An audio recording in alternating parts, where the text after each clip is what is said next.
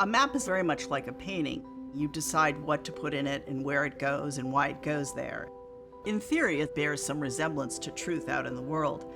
But if you look at the history of map making, there's all kinds of crazy things that are intentionally wrong or just wrong because people didn't understand that Florida wasn't an island. It's a sort of fiction-fact balance, like everything else in my work.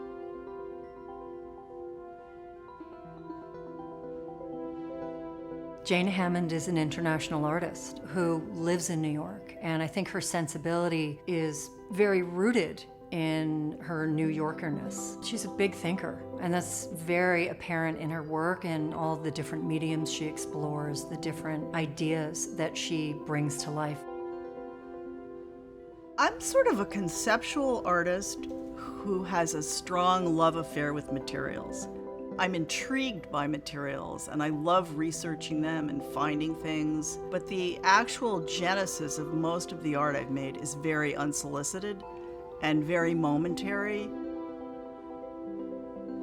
The butterfly maps are intimately bound up with the day of September 11th, 2001, which many people remember was a singularly beautiful day. We were sitting here like everyone else, kind of shell-shocked. And I looked out on the windowsill and there was a whole group of monarch butterflies that had landed in the flowers. I tried to count them, and one time I got 28 and another time I got 31 because they were all moving around. It was just miraculous and stupefying. It's never happened before or since.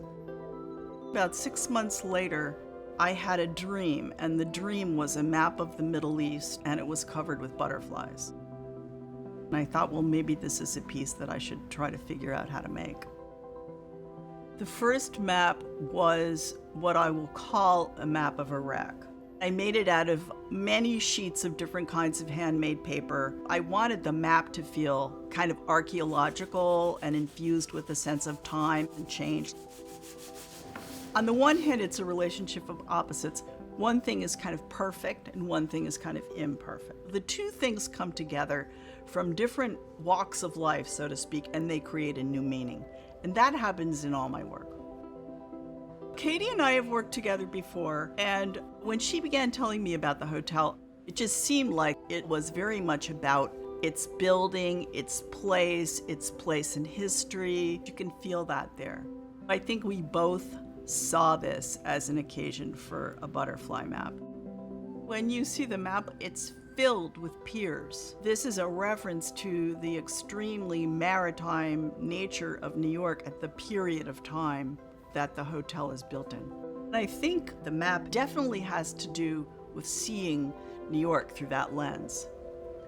This is the first butterfly map I've made of New York, and it's the first commissioned butterfly map for a hotel. It's a satisfying feeling to make a map of the place which feels like home to me.